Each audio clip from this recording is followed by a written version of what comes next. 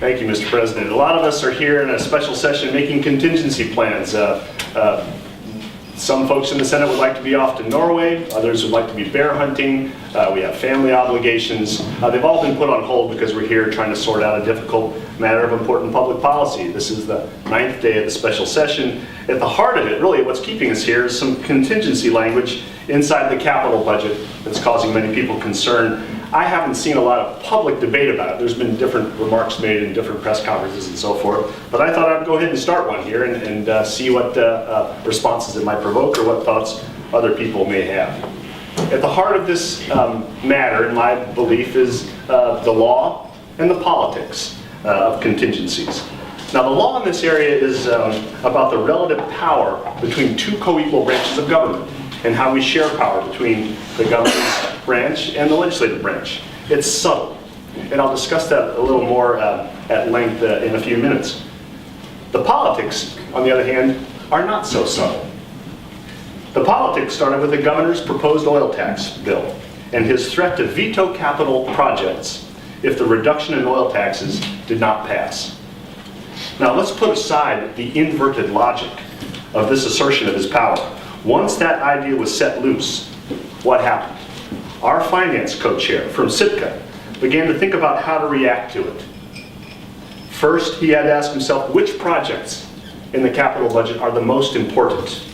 Two, and having decided they were energy projects, in conjunction with legislation we passed last year, in conjunction with our own caucus's emphasis on certain subjects, fixing the energy problem being the #1 problem. Two, how can we fund those energy projects around the state fairly if the governor is going to be swinging his veto axe?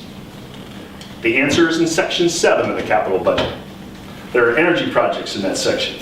$400 million worth of energy projects. Basic infrastructure like power line upgrades. There's $100 million of power line upgrades in that capital budget. Stuff that AEA's been asking for years. Meat and potato type projects. This is not fancy.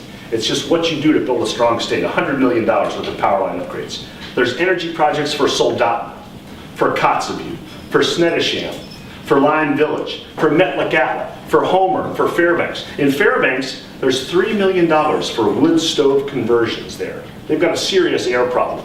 This helps fund a fix to that. There's money for the Susitna Hydro project in there, for folks who are listening at home.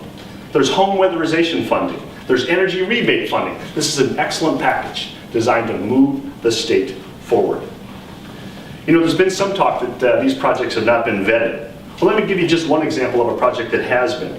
The Whitman Lake project in Ketchikan has a final project license from FERC. I think that's about as vetted as you can get. So the co-chair from Sitka thinks, how do I protect these necessary projects? How do I protect them? And he thought of an excellent response to the problem. You weld all those projects into one statewide energy package that does something for every single region of this state. E pluribus unum, Mr. President, out of many, one. Out of many, one. That's what he did. The nation's motto. It's interesting, isn't it? And he used contingency language in the capital budget that said if one is vetoed, they're all vetoed. It's the first time in the state's history this has been done exactly this way. First time ever in 50 years.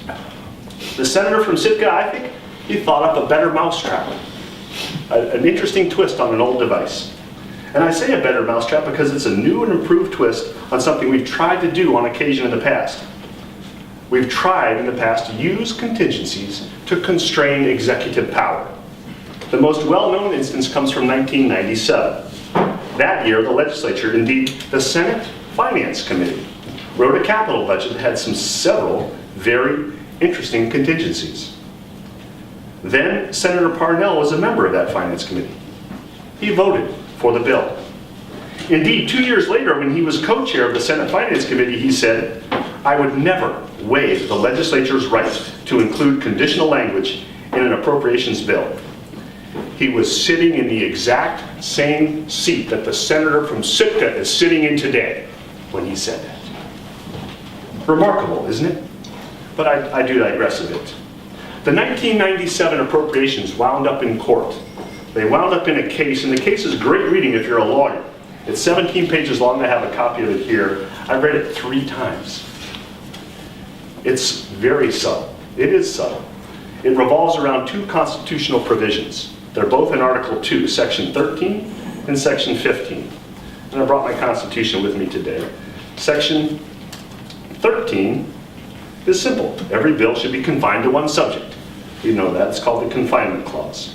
Unless it's an appropriation bill or one codifying, revising, or arranging existing laws. So we have an appropriation bill before us. That's Section 13. Section 15 discusses vetoes. It says the governor may veto bills passed by the legislature. We all know that. He may by veto strike or reduce items in appropriation bills.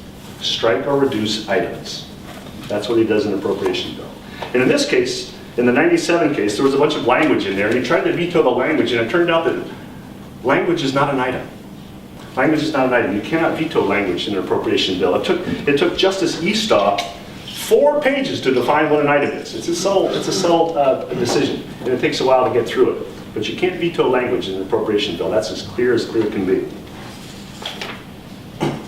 So what we do now is the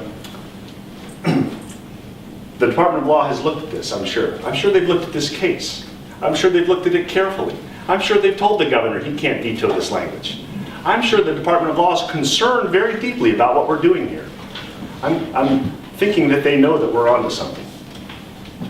Now, it's interesting that in these contests with the governor, the kind of contest we're engaged in now, we start out with a presumption of constitutionality.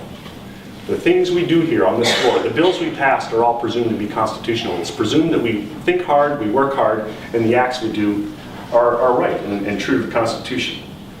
Courts, when they review what we do in this body, will try to uphold our acts. And the governor knows this as well. Now, don't get me wrong, there are subtleties, as I said, in the case from 97. It's titled Ledge Counsel versus Knowles. And both sides, as they read this case, will seize on little languages and sentences and try to support their own case. And though the budget passed in 97, this 97 case, the case was not decided for 4 years. It tells you that these things can drag out. And we shouldn't have to go there. We, this now, knowing that these can be tangled issues, shouldn't go there. I've always been told that if you invent a better mousetrap, the world will beat a path to your door. The governor should be beating a path up to his old offices in the Senate Finance Committee. He should be talking to the co-chairs about which energy projects he supports and which he doesn't. Because it all comes back to those energy projects. It all comes back to building this statewide solution to the crisis the state is facing with respect to energy. He should be talking to them, and we should be talking to the other body and to the governor as well. And I'll just parenthetically sort of ask, I'm curious about why some legislators are opposing this approach. Legislators should be looking to strengthen our body and not give up power to the governor. The only ones who should be opposing this are ones who might someday want to be governor. I can't imagine who that would be. The way out of this, in my view, is through logic and through reason. I think that we, this body, the other body, and the governor are all up to the task. Thank you, Mr. President. Thank you, Senator French.